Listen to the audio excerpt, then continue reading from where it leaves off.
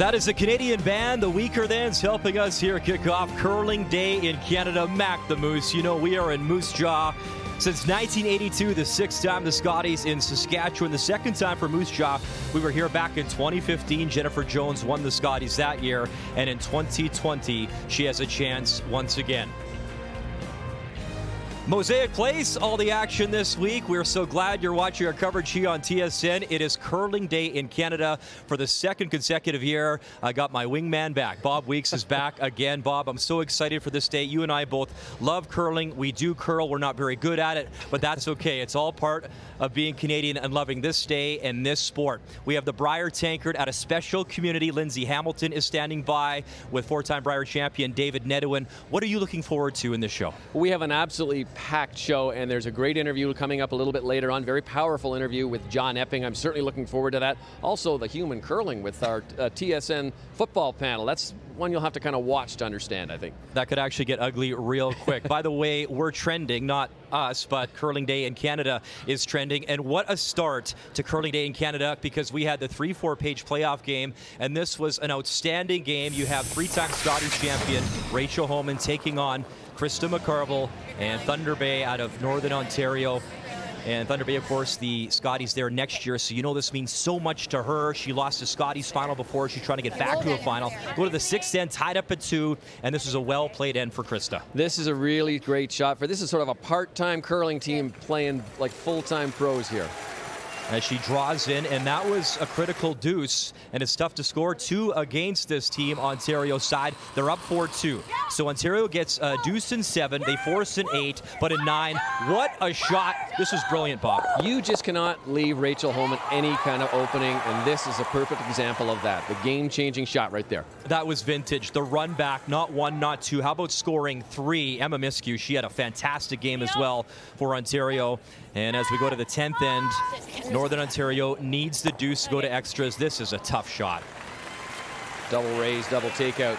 Long odds on that one. So that'll do it. A steal of 2, 9-5 your final as Rachel Homan and company chasing their 4th Scotties title all time. They've never won a Scotties title out of that 3-4 page playoff game, but they move on to the semifinal. And of course tonight, it's a battle of Manitoba. Manitoba, Carrie Einarson, team wildcard, and that is Jennifer Jones. So Jennifer's got great vibes in this building, Bob. As mentioned, she won a Scotties back here, and that was in 2015. She's won 6 titles. Nobody's ever won 7. Carrie Einarson has made a final before when she was team wildcard and lost to Jennifer Jones in Penticton a couple of years ago. How do you say this 1-2 game playing out tonight? Well, obviously the 2 best teams in the week so far, but you look at their record against each other. Jones holds a 23-10 advantage, so certainly she knows how to play Einarson.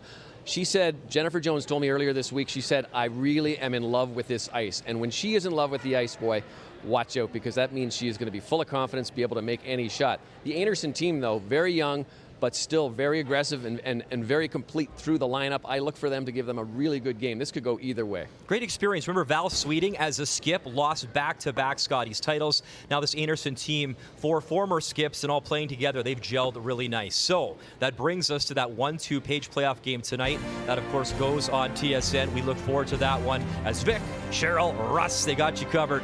And there it is. You can watch it 7 p.m. Eastern Time, 1 versus 2, and the winner will move on to that championship final. And, of course, that comes on Sunday. Now, make sure today, Curling Day in Canada, make sure that you are, we're trending, as we said. We're showing all sorts of social media posts. Look at this.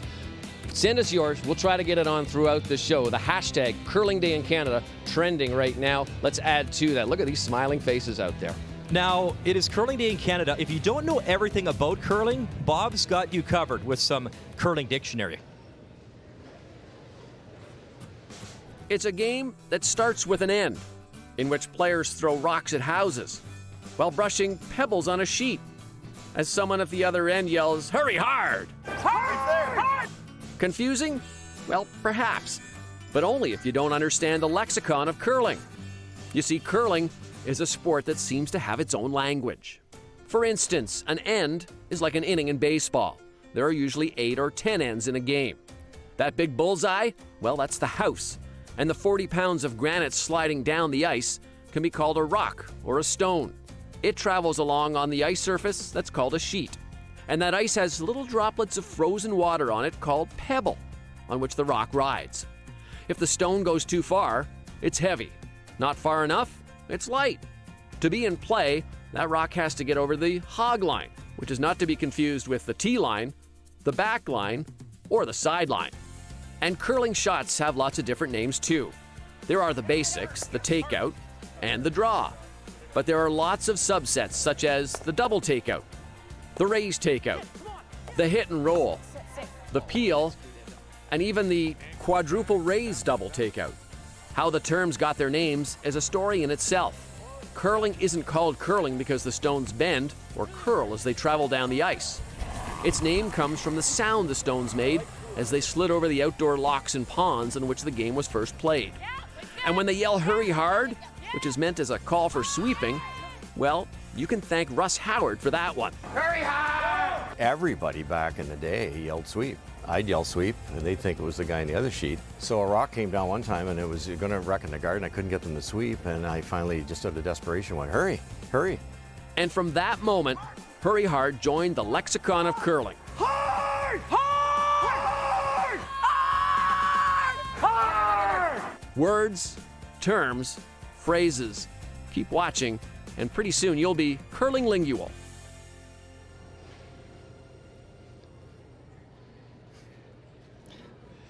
So did you actually know that Russ Howard was responsible for all that racket that's at your curling club now when people are yelling "hurry hard"? I get it now, but when it comes to buying dinner, he doesn't hurry to get the check. That's the one thing I can confirm working with Russ Howard, but that is awesome.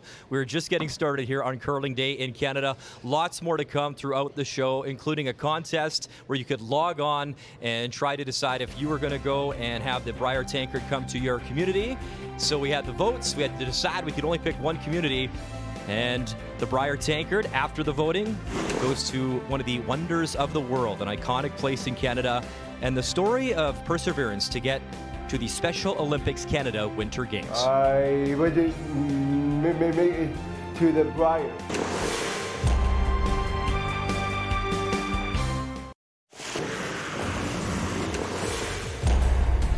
Make sure to share your Curling Day in Canada experiences today. Make sure to share your Curling Day in Canada experiences today on social media, and we will try to get you on during the show. A couple of examples here of what we're looking for. Hashtag Curling Day in Canada is trending.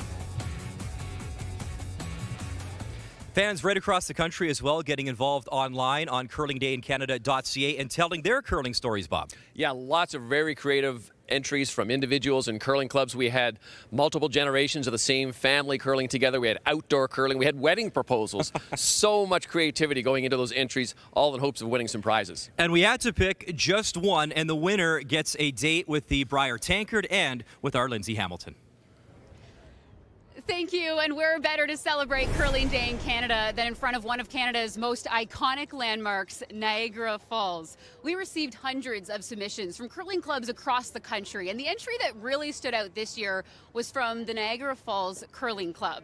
Now, I'm a little bit biased, but when it comes to Niagara Falls, I think we can all agree Canada's side has the best view. But it's not only the view that is attracting Americans to our side of the falls, it's also Niagara Falls Curling Club. A tenth of the club's members are American, including five-time U.S. national women's champion Patty Lank. Patty's one of nearly 400 members at the club. The club has a vibrant and growing youth program, and it has curlers ranging in age from 7 years old to 87 years old. Now, because of the club's winning submission, they not only get to spend the day with the iconic Brier Tankard, they also receive a special visit from four-time Brier champion David Nedwin, accompanied by his daughter Alyssa. David, Alyssa, thank you so much for being here today. David, I know you've been curling since you were a little kid. What does it mean to you to see the next generation of curlers out today celebrating their love of the sport? Well, this is what the day is about. It's about being out. It's about seeing this, the curlers behind us, the roaring game by the Roaring Falls. And it just, it brings back a ton of memories for me. I started Jam Pail curling at the Legion, and I mean, you never know where that's going to lead to, whether it's to World Championships or just recreational curling. This is what it's all about, is being outside or being in your club, just being part of the game, being part of that community, and just participating. And this is just really great to see. see. Sure is, and look at these amazing signs. Now, Alyssa, we talk about the next generation of curlers. You truly are a rising star in this sport, and you come from a curling family. Your dad is curling royalty. Your mom, Heather Nedwin, two-time Scotties Tournament of Hearts champion. Did mom and dad ever give you curling advice? They just tell me to have fun and just see where the path takes me. I mean, I'm playing doubles with my dad and four-person hopefully with my mom if she lets me, but I guess we'll just see. And David, not only are you a parent, you're a coach. Do you ever get stressed out and nervous when watching Alyssa compete? Oh, absolutely. It's so much easier to play than it is to watch and to coach. So I have a ton of empathy for all the parents out there that do this. But I love every minute of it, whether it's practicing or being on the ice or watching them compete. It just really brings enjoyment to me to see them all being out there and enjoying it. And it's about participating. Again, whether they make it to Worlds or Olympics or just compete and have fun and make it a lifelong sport, that's what it's about. And that's what everyone's doing here today. And as you said, it's the roaring game. You can cheer, you can yell, right? Yeah, the odd one comes out. Well, thank you both for joining the festivities. We're going to keep the celebrations going because this is only part one. Tonight, the club is hosting a bonspiel, raising donations for their Love of Curling Scholarship and for scholarships through Curling Canada, helping support the next generation of curlers. As you can see, there are a number of members out there, a number of junior curlers, so I'm going to join in on the fun and go hit the ice. From Niagara Falls, I'm Lindsay Hamilton. Happy Curling Day in Canada. And that Brier tankard will be making the trip down the highway to Kingston, Ontario for the Brier, which begins on Friday with the play-in game. Mike McEwen taking on Glenn Howard. It is a tough field led by Team Canada and Kevin Cooey. And with more on the Brier and the championship upcoming, here's Vic Roeder. I think it's fair to say when you look at the two pools, this is as familiar and as deep a field as we've had in quite a while. Look at this. On the right-hand side, Pool B headed up by Brad Jacobs, Northern Ontario. John Epping then heads up Pool A. McEwen, Howard, one of them will be the wild card team. When you think that Kevin Cooey is seeded number 6, remember now this seeding is based on your bonspiel play up until New Year's Eve. So that's why we have these numbers. What do you think of the two pools? Well, 5 or 6 in Pool A jump out as the pool of death, Pool A. And then when you go over to Pool B, I would consider that the pool of death. It's crazy tough. It really is. It's probably the year you don't want to be in a Brier, to be honest. It's the 4 or 5 favorites, the Brads and all the top teams there. But you got Gunner in there. They can throw a 6-second hit. Dunstone I was at the provincial. He played really, really well. There's going to be some upsets along the way this next week. Well, that's the thing to keep in mind, just as we've seen here at the Scotties.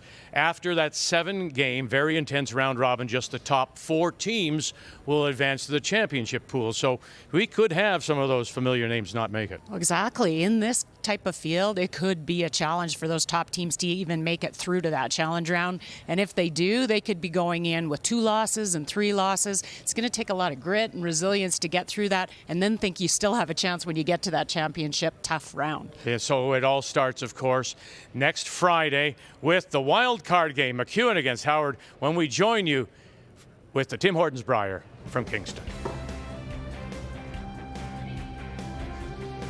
And we look forward to that. The season of champions continues as Team Cooey, Team Canada, the wild card play again Friday. You can join us 7 p.m. Eastern Time. McEwen, Howard, right here on TSN.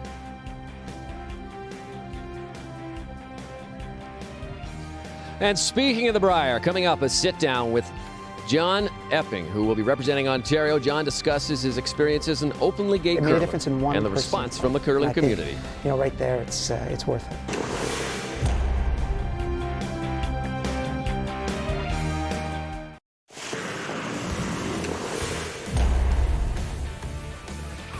Welcome back to Curling Day in Canada. Well, this weekend, the folks in Watson Lake are celebrating Curling Day in Canada with their 38th annual outdoor bonspiel this weekend. We can't confirm, but they believe it is the longest consecutive running open-air bonspiel in North America. Now, the town of Watson Lake is located in southeast Yukon, about a 5-hour drive from Whitehorse. 32 teams are playing, about 128 participants. So that is awesome to see the outdoor curling right across Canada. Brian Mudryk, Bob Weeks, still with you. And John Epping is one of the great players in the game. He'll represent Team Ontario at home in Kingston at the Brier, which will be a thrill for him. We know he's one of the nicest guys in the game. He gives back in the game, and you got to sit down with him and learn a little bit more. A couple of weeks ago, I had the chance, as you mentioned, to sit down with. We talked about another big part of his life. He is an openly gay athlete. We talked about how he came out, how that decision was made, and the reaction of the curling community. This is a very powerful interview. John, it's been 8 years since you told the curling community that you were gay, and I want to take you back to that moment. And what was your life like before that as a curler? What was it like to make the decision, and what was the reaction? Well, I guess, you know what, it took me a while to, and I guess to get myself together to tell everybody that I was gay. I didn't want it to distract my team, because I knew there would be obviously some articles written about it, lots of people asking questions, and it was actually right around the Olympic trials in 2013. And I waited till after that, and once that team kind of finished, I then decided to kind of announce it, and I announced it just to my friends and close, close people in the curling community and family, and then I let it kind of spread like wildfire after that. I told them they could tell whoever they wanted to, and it did within minutes, hours. People were messaging me and trying to reach out, and some were stories of just saying, trying to relate to me. Some were just saying, we don't care, proud of you. We've got your back. Don't worry if there's any negative feedback. And since then, it's really been a non-issue. And now you're just John Epping, who happens to be one of the best curlers in the world, right? Yeah, definitely. But with that too I still lots of questions being asked about being gay amongst my curling friends and people in the community, which is great. Why do you think the curling community in Canada is so inclusive? I think we're not true professional athletes, so there's not the $1 million in curling yet. So I think there's just such a family feel. You're out there every weekend competing, and with the players, and at the end of the day, you get together maybe sometimes after the game or after you lose out on a weekend, and go for dinner, have some drinks, hang out. So that side of curling is so different from other sports in the professional setting. What's it like now when you go to an event and you talk to people and people reach out to you? Do you feel you have a responsibility to tell your story? I do. I think as an athlete, somebody that's known in curling, if you watch curling or you curl, you would know Team Epping. Sure. I feel like I have a total obligation in any way to help anybody. I've had some stories in the past where, last year at a Grand Slam, you walk along the boards at the end of the game and you sign some autographs, and an older gentleman stopped me and said, I came out last year because you told your story. And I think that just to be able, it made a difference in one person's life, and I think, right there, it's worth it. Is that the power of why, when people say, well, why is this such a story? Why did he do this? Is it because of you're touching those kind of people, and people, you said, reaching out to you on social media? Is that the power of what you're doing? Exactly. It's why I want to tell the story. Social media. There's a lot. I know there's a lot of negative things about social media. we know that, right? But there's a lot of great things, and one is that everybody can connect to me. I can get private messages on all social media outlets, and I've heard from kids wanting to tell their teammates. I'm afraid to tell my team that I'm gay.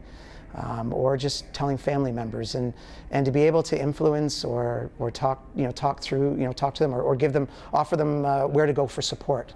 I think that's so important. There's a lot of gay curling leagues in this country. They're the lifeblood of some curling clubs. I know one in Toronto here where they really are the lifeblood of it. And there's last month there's the 15th annual Canadian Championship for gay curlers. Do you share in that success story? I do, because I know a lot of them that are there. They've all, I'm friends with a lot of them, and they've all reached out to me in some way too, and congratulated me on my successes in curling. So it's, it's important, for me. I reached out to them and wished them all good luck. And I think that's what's so great. And the curling's fantastic. They're good players, and but curling, gay curling leagues in Canada, it's continually growing. Toronto is is got a huge, I think they push through like 200 curlers, every gay curlers every Sunday. And I think that's just, fantastic for curling. What would you tell a gay athlete in any sport, curling or otherwise, who might be struggling to come out? What advice would you give them? I think first thing you're going to think is there's a negative, right, about coming out and telling. I think maybe there might be some negative feedback, but there's going to be 100 times more positive feedback. And I think the difference that you can make in other people's lives, you have no idea, I think, and especially in other sports like hockey, and football and basketball that are bigger. They're bigger across the world. I think your influence can be massive, and there's people to talk to about it and help you through that, and message me. I can tell some more stories too. Love your story. Thanks. Thank you. Wow. Bob, two things stand out to me instantly. Number one, how brave John was to make a stand, share his message. And number two, how much of an impact he's had already and continues to have. And that, to me, Brian, is the key. We've had some people say, well, this isn't really a story, shouldn't be a story just because he's gay, doesn't have anything to do. But the power of him connecting with other people, giving them some support, allowing them to have a voice, to someone to reach out to, I think that's really what this message is all about. And that's why John wanted to make this video with us. He's a heck of a curler, so we're going to see him. I want to talk a little bit Brier with you. We saw the field. Our panel broke it down. It is a real tough field. And I was talking with Brent Lang and joking. I saw him this week. He's cheering on Jennifer. And I said, I love your skip and watching you guys compete, because I find Epping's the kind of guy who can rattle off and beat 5 of the favorites, but then lose to two of the weaker teams, because he can make all the shots, and he's an exciting guy to watch. He's brilliant. He's got a really good team together now. I think he's very comfortable with where he is with his life. Him and the husband are traveling around to a lot of the curling events and things, and I think that like you say, he has a talent. I don't think he knows just how good he is, and we'll probably find that out when he gets into this Brier. As we heard earlier, this is one of the deepest Brier fields, so for him to stand out at this Brier field would be really something. I love Russ. Pool A is the group of death, and Pool D is also the group of death. Thanks, Russ. That was great. I do want to point out, John asked me to point this out, that he is giving curling lessons. So if you are a beginner or you are an elite curler, he will instruct you, and you can reach out to him on his Twitter handle at @EppingJohn. So that's what his job is now. He's a curling professional. The bar down crew, we're going to see them later in the show. They're going to need that help from John Epping. I know that firsthand, but we're excited. A lot to come here on Curling Day in Canada here on TSN. Okay, so when it comes to hockey, we know we're pretty knowledgeable. Curling, not so much. Nope. Speak for yourself. Where did you get that? That's not yours. What, this old thing? Got to work on my biceps, baby. It's curling season. So today, we're gonna go over some curling terms. You gotta tell me whether or not you think it's a real one or a fake one. I don't think you should bring up curling, though, because I feel like somebody's gonna start yelling. I think my favorite part of curling is the whole yelling part. Hey! Hard! And there it is. Yeah, that was a given. Let's go! All right, you ready? Yeah, let's do this. Term number 1. The Saskatchewan switcheroony. That is false. There's no way that's real. This one's so insane that I'm gonna say that it's true. Switcheroony is just a false term for any kind of term. I just feel like it wouldn't be fake because of how ridiculous it is. It's fake. Oh.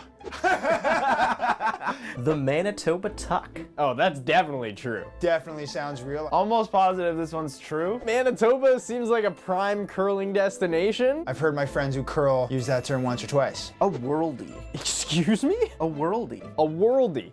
That is definitely one. I feel like I've heard Vic Rauter say it, Make the worldie. That is not a thing. A worldie is 1,000% a term in curling. A worldie, I'm gonna say, is fake. It's actually from soccer. Why can't it mean world-class curl? I guess it doesn't currently, but yeah, there's some world-class curlers. It could be both. We're starting the trend. Get worldie into curling. Frosty ice. I feel like frosty ice is probably a real term. Frosty ice, eh? True. I know the curlers don't like it. It's true. I've never experienced frosty ice myself, but I know they don't like it. It's when the ice gets bad, it doesn't curl as much. That one actually makes total sense. A Bonspiel. Kind of sounds German. Excuse me? Yes, that is 100% true. I feel like that's also a soccer term. What is the language of origin of that term? Curling. It sounds too ridiculous not to be true. Isn't that like what they play on? It's another name for a curling tournament. A Bonspiel? A Bonspiel. Oh, it's like an actual tournament. Yeah. Where? Anywhere you'd like, pal.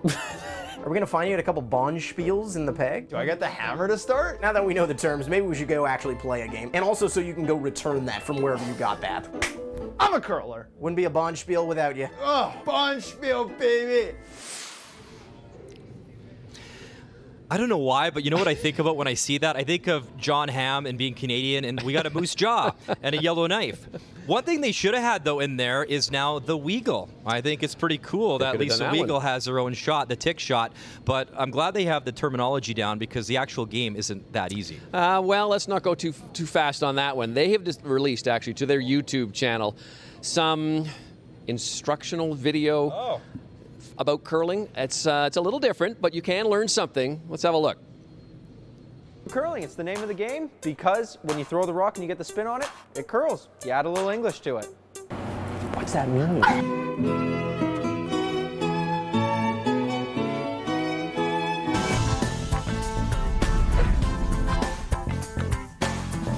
Okay, as team captain, you must now listen to everything I say and nothing else. So, he dubbed himself team captain, okay? He put that C on himself. I have Nobody fire voted tape. on this. Doesn't matter. Once you get the fire tape, you have the fire tape. Yeah. So, you're on a clock. Yes. Yes. 12's at the top. We go from 2 and 10. 2 and 10. Yes. 2 and 10. So if you start at 2, and when you push off and you curl it, you want to let it go at 12. Okay. And put your hand straight out. Uh-huh. As if someone would come in and just, oh, hey there, buddy. Nice to meet you, guy. Don't touch me. And if you want to go left to right, you start at 10 and go into 12. Oh, I see. Okay. Right? You picking up what I'm laying down? Yeah, actually I am. Slide me some skin, sister. Get out of here.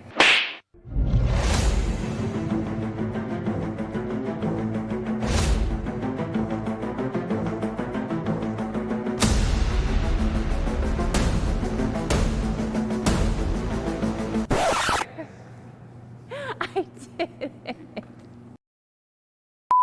Hey, what are you doing, bud? Curling.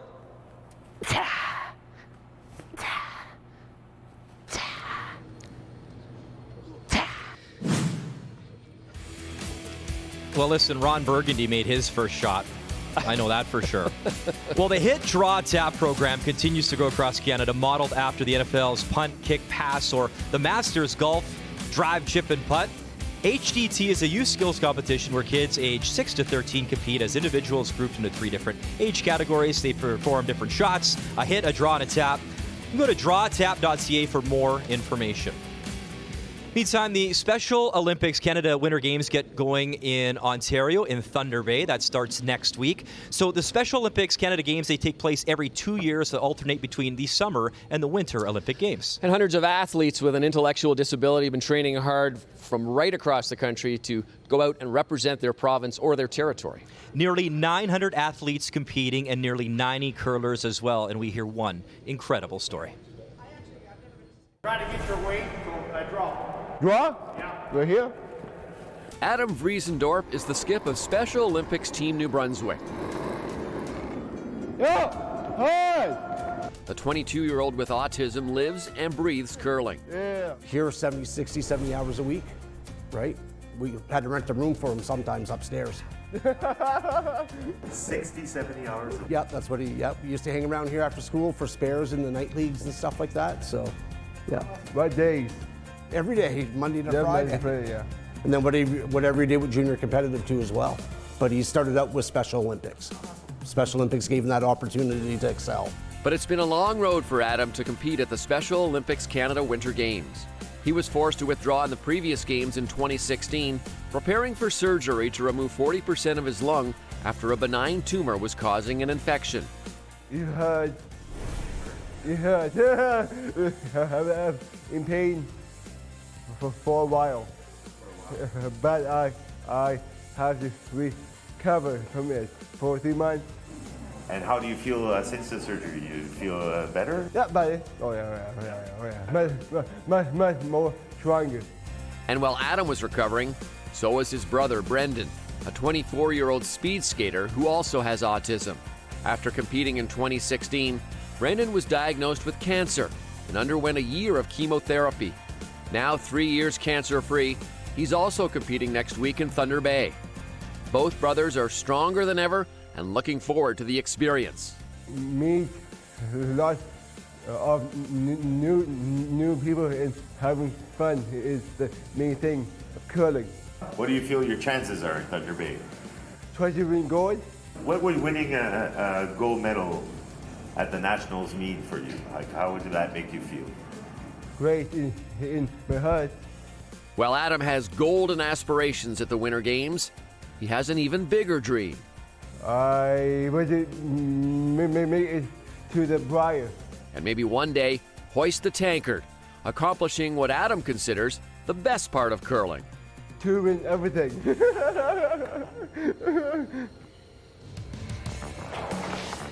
And Wednesday night here at the Scotties, it was a very special moment. Some special Olympics curlers joined the teams for the opening march out on Draw 13. And I know that the competitors had a lot of fun with the athletes. That was an awesome moment. As we continue, Curling Day in Canada, and it's pretty awesome. We have a very special announcement here as well, as Mark Duffy is here from Everest. I know this guy, Randy Furby, 6-time Brier champ as well. And the announcement is that the Canadian Curling Club Championships in 2020 in Ottawa at the Ottawa Hunt and Golf Club starting November 22nd, sponsored by Everest. That's phenomenal news. I guess the question is, why is it important for Everest to get involved? Well, we've been big believers in curling, the growth in curling from a grassroots level. Since 2015, when we got involved with being the sponsor of the seniors, really put that back on the map.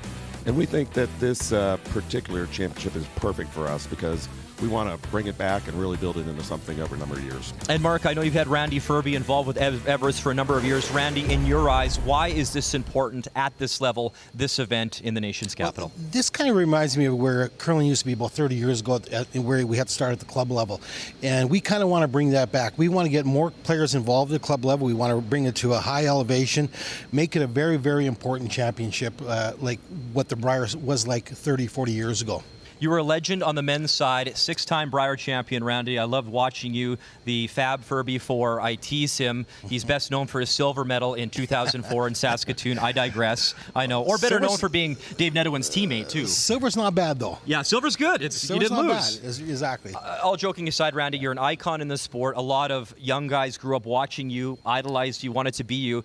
Curling Day in Canada. What is curling, this sport? What has it meant to you? And what has it done for you, not just as you came up, but even now in life? You know what? It's been, without curling, I don't know where my life would be. It's phenomenal walking into these arenas, talking to people that I met 20, 30, 40 years ago, and them remembering the games that we used to play and how good we were, and some of the fans that we had, meeting them again. You know, it's allowed me to meet special people like Mark here from Everest, you know, who he loves curling, and we want to take it to another level. So it's an ongoing thing, and it's a great sport that I don't know where I'd be without it. Mark, Everest, Randy, thank you guys for your involvement. We appreciate it. Thanks for popping by here on Curling Day in Canada. As the ratings will go up. Two good-looking guys beside me here finally, right? Here we go. Lots to come next on Curling Day in Canada here on TSN. A lot of ways that you can get involved with the sport as well. Even these guys, the CFL and TSN panel, they hit the pebble for human curling.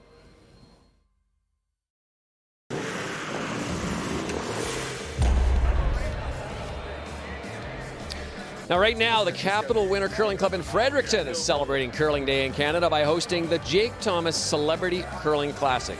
A fun day of fundraising with CFL Commissioner Randy Ambrosi and some CFL players, including Grey Cup champion Andrew Harris. The event is expected to raise $20,000 for kids who want to curl or play football. You know, Bob, the one thing that stands out to me, especially the Vancouver Olympics and being there, and so many great athletes who've never tried curling, they watch it and then they give it a go themselves and they finally realize how hard it actually is. Well, that's right. And some of our panelists learned that pretty easily. And they had the whip of Cheryl Bernard guiding them into this human curling. I don't know how you describe it. I think it's better if you just watch it.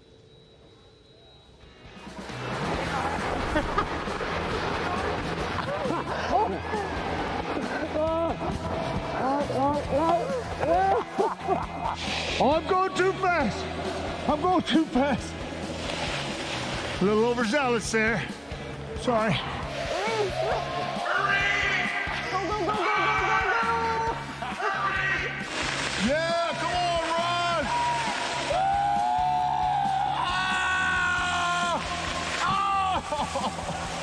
Take out. Let's go. Let's go. Oh, go with me. Here we go. Push hard.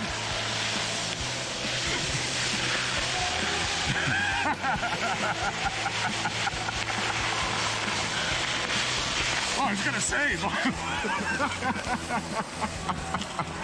Oh yeah, coming in hot. Coming in hot. Oh.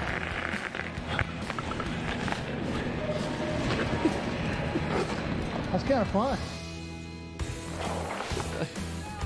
I love Rod. That's a minute of your life you'll never get back.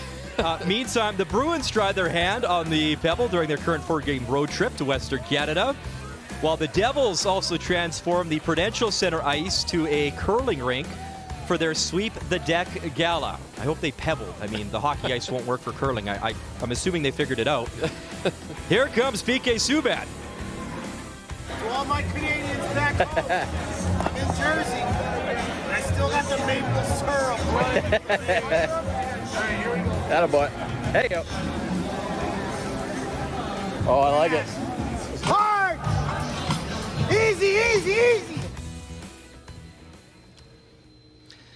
That actually wasn't as bad as I thought for PK. Not bad at all. He got the Russ Howard hurry hard. Yes. The sport of curling, Bob, and you know this better than anyone, is caught on with the younger generations. But what I've loved about curling lately, and especially in this broadcast, is inclusion in curling. It is. And Paul Hollingsworth have a wonderful story about a woman who emigrated from India, got her citizenship 20 years ago, but says she never really felt like a true Canadian until she started playing curling. Everyone has a story, and Uttara Deshpande's is truly remarkable. Deshpande's Canadian story began in 1983. That's when she moved to Canada from India. 37 years ago, if you told her she would one day become a Canadian curling champion, not a chance. 5 years ago, Deshpande decided she wanted to try curling. It really looked easy, better than hockey or skiing or things like that. But ice made me nervous. She tried a few times without much success. Terrified, she couldn't even stand up. As soon as I saw the ice, I was just frozen. I was just standing there. I couldn't sit down, I couldn't move. I had a hard time getting off the ice. And literally, my coaches were holding me and get me on the ice and bring me back. And I said, this is not going to work for me. Driven to improve, she took lessons and joined her husband on the ice for morning sessions. She never gives up.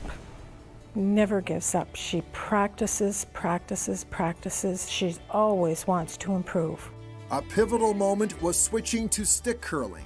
Once I got the stick, and once I knew I had a gripper on my both feet, I was comfortable. And then she was asked by a coach to play competitively. He asked me that I can go in provincial championship. Last minute, she was paired with Pauline Bullerwell. We met the day we were supposed to play in tournament. She said, don't be nervous, just do what you can. We might win some, we will lose some. We won first game and then second, and I think we won all 7 games. Chemistry happened, we made good shots, we made bad shots, but we never lost a game. Deshpande and Bullerwell were crowned Nova Scotia champions, and then it was off to the Maritime Championship. We won that too. The next year, in 2019, Deshpande and Sandra Walker formed a new team and advanced to nationals in PEI. Before the tournament, she told Walker, if we play our game, we will win it. And we won it. It's amazing what she's accomplished in such a short period of time. When you think about it and lay it all out, she came to Canada in 1983. She started curling just 5 years ago, and now she's a national champion. I curl, I'm a true Canadian.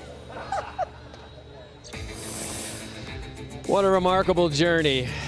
The Curling Canada Women in Leadership Symposium took place here in Moose Jaw earlier this week, and the event brought together some of Canada's biggest female leaders in the sport. Of course, our Cheryl Bernard was a keynote speaker and spoke about her success in curling and in business.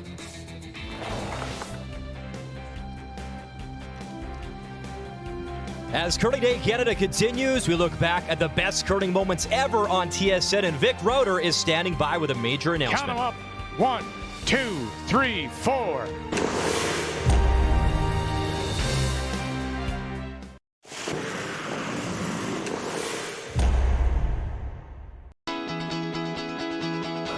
going to this first end. Oh, he's close. He's close. 2. He's got it.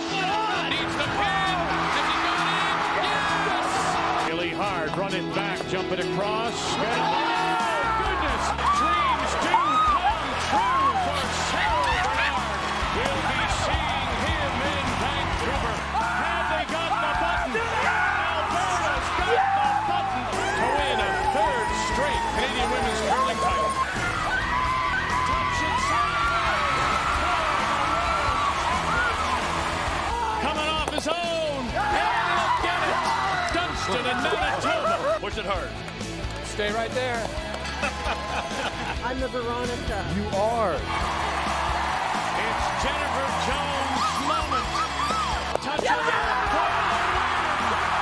What a shot. They're champions again. Magic Mike. Magic Mike. Bang the yellow. Come back. Red onto yellow. Spin it back. Are you kidding me? They need the button to be the Brier champions. Chelsea Carey, the Canadian champion. All the way. Touch it. All the way. Catch it. Run it back. Got it for a 3rd Canadian championship. That is what you need to become the Canadian curling champions.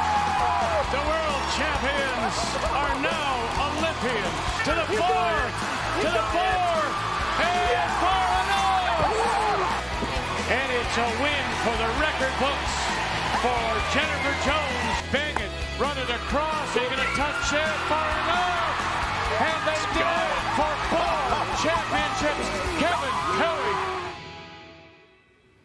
That is a fabulous walk down memory lane. So many great shots on TSN over the years. We've had curling on our network since way back in 1984, and we're proud that tradition will continue. For a very special announcement, up to Vic Rauter and Catherine Henderson.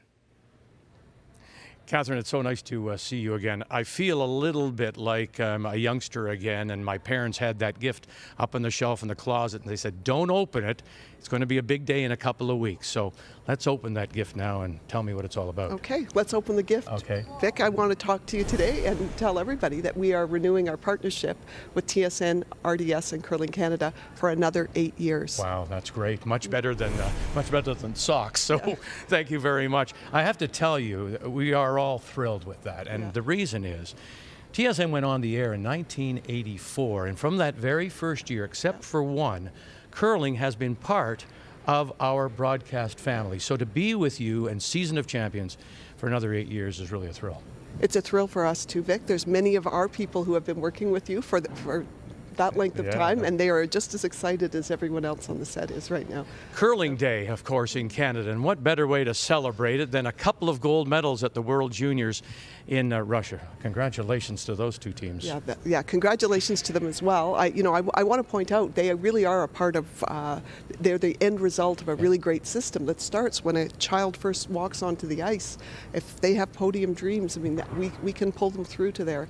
So the system is very strong. We're expecting lots more gold medals for Canada in the years to come. Well, you think about it, Little Rocks, and now you're going to add a program, an under 15 program, so you're going to be able to identify the elite curler a little younger, 18 through Canada Games, university play, right through juniors. It really is a program that works. And also on this curling day, I'm a very big proponent of Special Olympics, and curling is very inclusive. It is very inclusive. I'm going to be in Thunder Bay with you, Vic, next week, and looking forward to seeing those curling athletes. But I also want to mention that curling is inclusive for anyone that wants to play. Well, we say thank you again. 8 years. The new agreement with Curling Canada and Season of Champions. Thank you very much. Well, thank you, and we're really looking forward. And if I could just add one more thing to anyone on Curling Day in Canada that's interested in curling, I really invite you, phone the local curling club, get out there and play. I promise you, there's a place and there's a team for you, no matter what your skill, no matter what your level. Catherine, thank you very much. When we come back, we'll have more on Curling Day in Canada.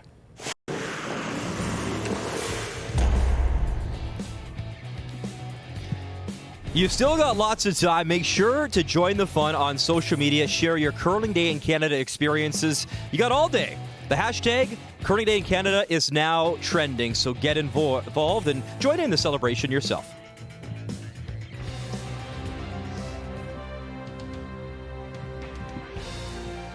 All week long, TSN.ca has remembered some of the greatest moments from the Scotties. And log on to see the greatest rivals, the colorful curlers, Scotties finals, and the best shots from the Scotties. TSN.ca is going to do the exact same thing for the Brier starting Monday, March 2nd. So we're beginning to wrap up here, Curling Day in Canada. Bob, we've had a great time telling a lot of stories. We have great hoodies, by the way. Yes. curlingdayincanada.ca if you want to get a hoodie yourself. I think Bob Weeks is extra. I don't believe he comes with a hoodie. or do you come with a hoodie? No. We're raising money for junior curling across Canada, so you know what? Maybe right. Bob could take you golfing or something. Regardless, Bob, when you look back on the hour and the day that was Curling Day in Canada, what stands out to you? You know, it's a great day to celebrate a great sport, and it doesn't matter where you're from, what you look like, what your abilities are, if you're a great curler, or if you're like playing in the Scotties here, or you're just taking up the game. This is such a friendly sport, and the fellowship in this sport, I think, is second to none. It's just so much fun to play, and that's what I think we've shown here.